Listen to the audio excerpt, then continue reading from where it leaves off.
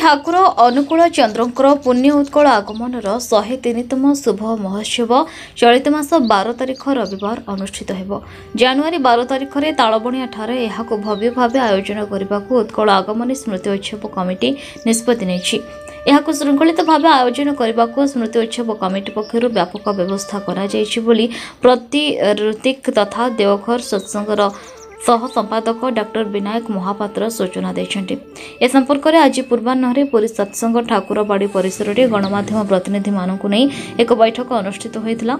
एथिरे सूचना दे उत्सव कमिटीर जुग्म संपादक निरंजन बेहेरा विभिन्न स्थानरू आसुथिबा हजार हजार श्रद्धालु माने जेपरि उत्सव स्थल में सुंदर और श्रृंखलित दर्शन सह कार्यक्रम को श्रद्धार सह उपभोग करने समस्त व्यवस्था करा जाउछि बोली कहिथिले।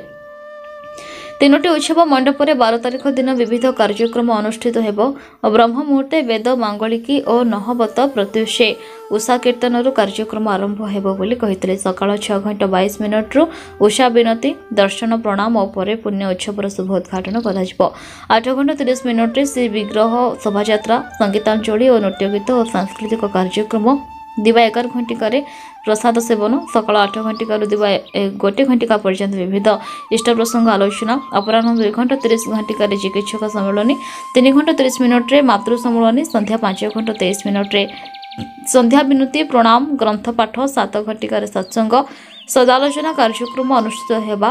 तालबणिया पड़िया और शिल्प तालीम केन्द्र पड़िया जानवाहन पार्किंग हेबो बोली सूचना देइथिले।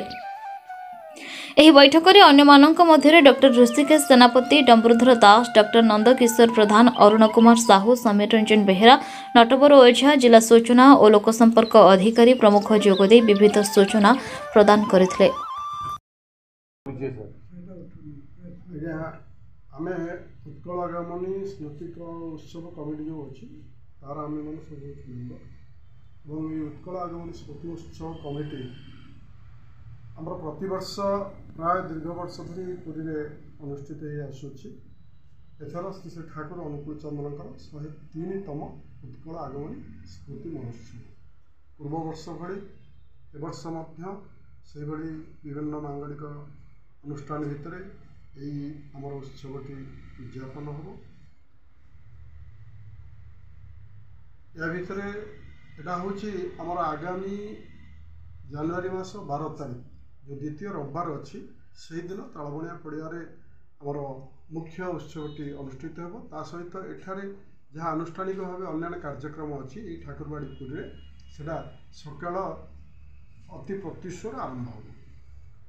या भितर आम जिलापाल द्वारा आहूत कोऑर्डिनेशन कमिटी मीटिंग से योगदान करते विभिन्न संपुक्त अधिकारी माने संपुक्त विभाग माने योगदान करते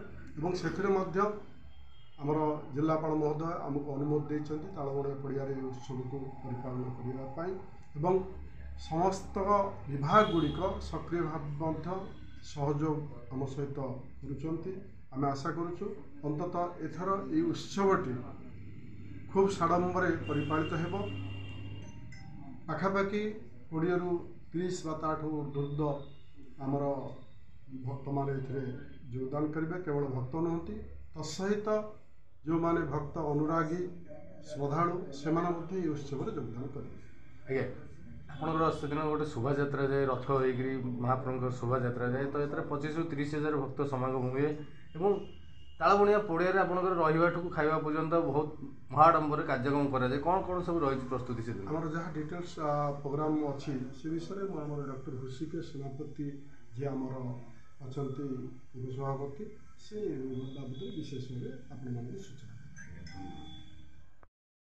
परिचय मो ना डॉक्टर ऋषिकेश सेनापति ओडिशा कृषि वैषयिक विश्वविद्यालय अध्यक्ष थी एवं सत्संग जड़े सदस्य श्री श्री ठाकुर अनुकूल चंद्र शिष्य एवं आम जे स्मृति उत्सव कमिटर जन सदस्य आपण को जे पूर्व सूचना दिहला परम प्रेम श्री श्री ठाकुर अनुकूल चंद्र युग पुरुषोत्तम एवं अधुना जे बांग्लादेश पाबना जिला हिमायतपुर जन्मग्रहण करते 1888 ରୁ 1969 पर्यंत नरलीला से संग्रहण करते सारा विश्वर भारत और भारत बाहर बहु श्रेणी तथागत आप शिक्षित कहतु ଆପଣଙ୍କର ଚାଷୀ ବ୍ୟବସାୟୀ ପରିବାର ବର୍ଗ ରାଜନୈତିକ ନେତୃବୃନ୍ଦ ଏପରି ମଧ୍ୟ ମୋର ନେତାଜୀ ସୁଭାଷ ଚନ୍ଦ୍ର ବୋଷଙ୍କର ବାବା ମା' ଯିଏକି ଆମର ଥିଲେ ନେତାଜୀ ସୁଭାଷ ଚନ୍ଦ୍ର ଆମ ଜାନକୀନାଥ ବୋଷ ଏବଂ ପ୍ରଭାବତୀ ଦେବୀ ତାଙ୍କୁ ଅନୁରୋଧ ଜଣାଇଥିଲେ।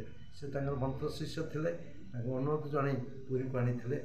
ସିଆର ଦାସ ଠାକୁରଙ୍କ ଶିଷ୍ୟତ୍ୱ ଗ୍ରହଣ କରିଥିଲେ। ଲାଲ ବାହାଦୁର ଶାସ୍ତ୍ରୀ ଠାକୁରଙ୍କ ପାଖକୁ ଆସିଛନ୍ତି, ମହାତ୍ମା ଗାନ୍ଧୀ ଠାକୁରଙ୍କ ପାଖକୁ ଆସିଛନ୍ତି ଏବଂ ଶ୍ରୀ ଠାକୁର ଅନୁକୂଳ ଚନ୍ଦ୍ର 1923 ମସିହା ଜାନୁଆରୀ 2 ତାରିଖ ଦିନ ତାଙ୍କର ନିବେଦନ କ୍ରମେ ଓଡ଼ିଶାକୁ ଆସିଥିଲେ।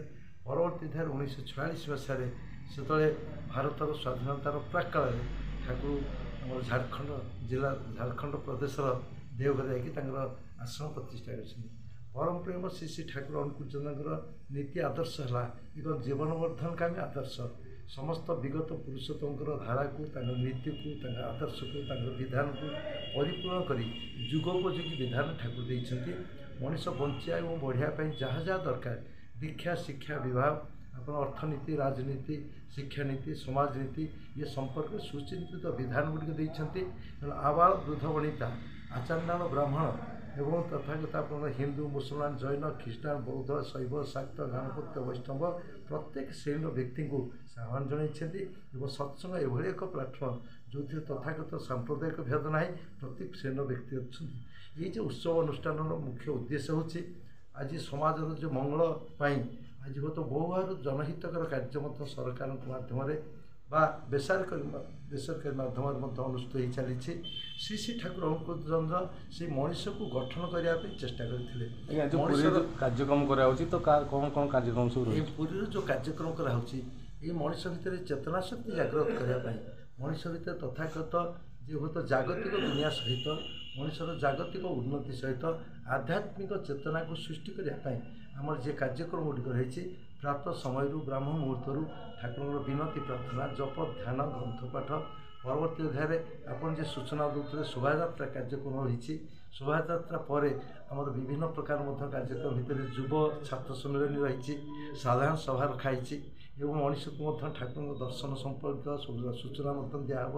ମାତୃ ସମ୍ମିଳନୀ ରଖାଯାଇଛି, ଚିକିତ୍ସକ ସମ୍ମିଳନୀ ରଖାଯାଇଛି, ଚିକିତ୍ସା ଶିବିର ରଖାଯାଇଛି। ଯେଉଁମାନେ ଅର୍ଥାତୀ ସବୁ ଅଛନ୍ତି, ଯେଉଁମାନେ ବହୁତ ଦୁଷ୍ଟ ଅଛନ୍ତି, ପ୍ରପୀଡ଼ିତ ଅଛନ୍ତି, ସମାଜର ନିମ୍ନସ୍ଥ ରହିଛନ୍ତି, ସେମାନଙ୍କୁ ମଧ୍ୟ ଠାକୁର ବହୁ ଭାବରେ ବହୁତ ପ୍ରୋତ୍ସାହିତ କରିଥିଲେ, ସେବାମୂଳକ କର୍ମ କରିଥିଲେ। ଆଜି ମଣିଷକୁ କିପରି ଟୋଟାଲି ତାର ବହୁତ ଜାଗତିକ ଏବଂ ଆଧ୍ୟାତ୍ମିକ ଚେତନା ସୃଷ୍ଟି କରି ମଣିଷକୁ ସୁସ୍ଥ ସବଳ କରିବା ପାଇଁ ଠାକୁରଙ୍କ ଯୋଜନା ଥିଲା ଏବଂ ଠାକୁର ସେହି ମାଧ୍ୟମରେ ଏହି ସତ୍ସଙ୍ଗ ତିଆରି କଲେ ଏକ ମଣିଷ ତିଆରି କାରଖାନା।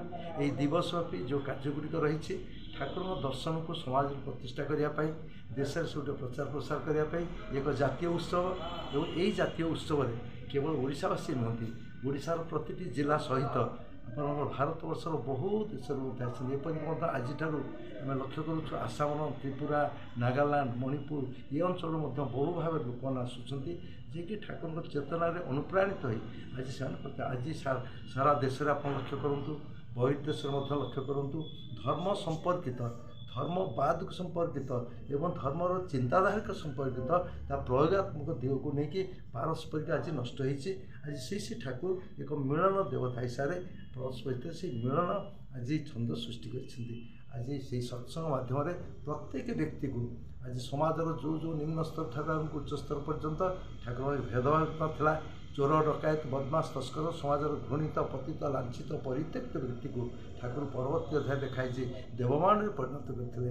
ଆପଣମାନେ ଶୁଣିଛେ ଆଗରୁ ଗୋଟିଏ ରତ୍ନାକର ହୁଏତ ବାଲ୍ମୀକିର ପରିଣତ ହୋଇଥିଲେ, ଆଜି କୋଟି କୋଟି ସେହି ଶ୍ରେଣୀର ଲୋକମାନଙ୍କୁ ଆଜି ଦେବମାନରେ ସୃଷ୍ଟି କରୁଛନ୍ତି। ତେଣୁ ସତ୍ସଙ୍ଗର ମୂଳ ଆଭିମୁଖ୍ୟ ହେଲା ମଣିଷ ଭିତରେ ଦେବତ୍ୱ ସୃଷ୍ଟି କରିବା, ଠାକୁରତ୍ୱ ସୃଷ୍ଟି କରିବା, ତା ଭିତରେ ଯେ ବହୁତ ଚେତନା ରହିଛି ତାକୁ ସୃଷ୍ଟି କରିବା, ତା ଭିତରେ ଜୈବିକ ସଂସ୍କୃତିକୁ ଆହୁରି ଉନ୍ନତି କରିବା, ତା ଜନ୍ମଗତ ଶୁଭ ସଂସ୍କାରକୁ ଆହୁରି ଉନ୍ନତି କରିକି ତାକୁ ଦେବମାନରେ ପରିଣତ କରିବା। ପରସ୍ପର ଭିତରେ ଯେମିତି ସ୍ନେହ, ପ୍ରୀତି, ପ୍ରେମ ସୃଷ୍ଟି ହେବ, ଭାତୃଭାବ ସୃଷ୍ଟି ହେବ, ଏଇଟା ଠାକୁରଙ୍କ ଉଦ୍ଦେଶ୍ୟ ଥିଲା।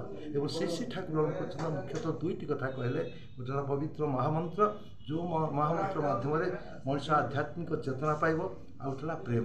ଠାକୁର ନାମ ଏବଂ ପ୍ରେମ ବିଶ୍ୱର ସବୁକିଛି ଜୟ କରିପାରେ। ଆପଣମାନଙ୍କୁ ଆଜି ବହୁତ ସହାୟତା କରିଛନ୍ତି ଏବଂ ଏଇ ଯେଉଁ ପୁରୀ ଆସିଲା ଆଜି ବହୁତ ପୁରୀରେ ମଧ୍ୟ ଏକ ନୂତନ ଆବହାୱା ଖେଳିଯାଇଛି। ଏହି ସତ୍ସଙ୍ଗ ମାଧ୍ୟମରେ ପ୍ରତିଟି ଅନ୍ତର ମନ୍ଦିରକୁ ଉଦ୍ବେଳିତ କରୁଛି ଆଜି ସତ୍ସଙ୍ଗର ଧାରା এই মাধ্যমে আজ পরস্পর ভিতরে পারস্পরিক আজ সৃষ্টি হয়েছে ভেদাভাব আজ সমস্তে ভুলি যাই তথাগত সাম্প্রদায়িক ভেদ ভুলি আজ সমস্তে সৎসঙ্গ মহামিলন ক্ষেত্রে মধ্যে আজ অনুপ্রাণিত হয়েছেন আপনার যে কথা আমি কহিলে এই দিবস ভাবে সমস্ত ভিতরে এই চেতনা শক্তি সৃষ্টি করা সমস্ত ভিতরে অবচেতন মନରେ সমস্ত ভিতরে গোটে যে ঠাকুর দর্শনକୁ ପହଞ୍ଚାଇବା ଇଏ ଏକ ସାମାନ୍ୟ ଏକ ପ୍ରଚେଷ୍ଟା ଆପଣଙ୍କ ସହଯୋଗ ପାଇଁ ଆମେ ଖୁବ୍ କୃତଜ୍ଞତା ଜ୍ଞାପନ କରୁଛୁ ଧନ୍ୟବାଦ ଜ୍ଞାପନ କରୁଛୁ ସମାଜର ପ୍ରତିଟି ଶ୍ରେଣୀର ପୁରୀରୁ ରମେଶ ସାହୁଙ୍କ ରିପୋର୍ଟ ନ୍ୟୁଜ୍ ଉପାନ୍ତ ଖବର।